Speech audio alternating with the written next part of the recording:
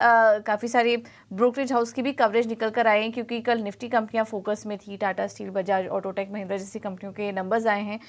तो नतीजों पर और तमाम खबरों पर ब्रोकरेज रिपोर्ट्स क्या कह रही हैं, ये भी एक बार समझ लेते हैं। हमारे साथ गौरव जुड़ चुके हैं पूरा अपडेट लेकर। गौरव बताइए, गुड मॉर्निंग। जी हाँ, तो अगर हम ब्रोकरेजेस की बात करें तो सबसे पहले बात करते हैं टीवीएस मोटर्स की, जहाँ पे हमें रिजल्ट्स तो आ चुके हैं और मार्जिन्स में अगर देखें तो कहीं पे थोड़ा सा मिस था, बट आगे जाके वॉल्यूम ग्रोथ जो है वो कहीं पे अच्छा रहने की आशंका है और इसी के लिए बोफा जो है उन्होंने अपना न्यूट्रल रेटिंग बरकरार रखते हुए टारगेट प्राइस 2160 रुपीज़ का दे रखा है। उसके अलावा गोल्डमैन सैक्स का भी मानना यही है कि न्यूट्रल रेटिंग स्टॉक के लिए उन्होंने बरकरार तो रखा है, बट टारगेट प्राइस जो है वो बढ़ा के उन्होंने 2180 रुपीज़ का किया है, क्योंकि उनका मानना यह है कि मैनेजमेंट ने कहीं पे कॉन्फिडेंस दिखाया है अपने टू व्हीलर इंडस्ट्री के ग्रोथ को लेके हुए। अगली अगर हम बात करें तो ब्लू डार्ट कंपनी, जहां पे गोल्डमैन सैक्स ने अपना बाय रेटिंग मेंटेन करते हुए टारगेट प्राइस जो है वो 7460 रुपीज़ का दे रखा है। उनका मानना यह है कि कहीं पे मार्जिन जो है वो रिकवर होते हुए देखने को मिल सकता है हमें FY25 में, बट फिलहाल के लिए उन्होंने कहीं पे EPS जो है वो कट किया है 15 to 16% से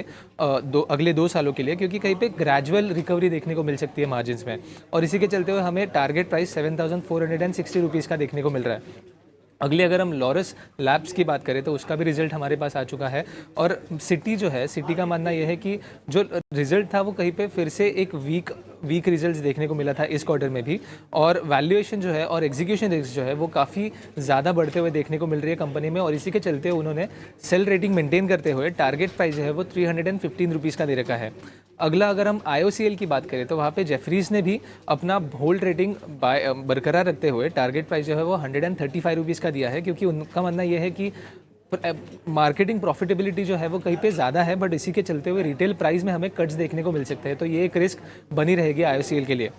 टाटा स्टील की अगर बात करें तो टाटा स्टील के नंबर्स काफ़ी अच्छे आए थे। रिपोर्ट जो है वो वीक कहीं पे हमें डिमांड देखने को मिली थी यूरोप में। डोमेस्टिक एबिटा जो है वो काफ़ी अच्छा आया है और रियलाइजेशन और कॉस्ट ऑप्टिमाइजेशन जो है वो भी काफ़ी अच्छा था और इसी के चलते हुए मॉर्गन स्टैनली ने अपना इक्वल मेंटेन करते हुए टारगेट प्राइस जो है टाटा स्टील के लिए वो 120 रुपीज़ का दे रखा है। और DLF जो है, DLF में जेफरीज ने अपना टारगेट प्राइस 875 रुपीज़ का दे रखा है, क्योंकि उनका मानना यह है कि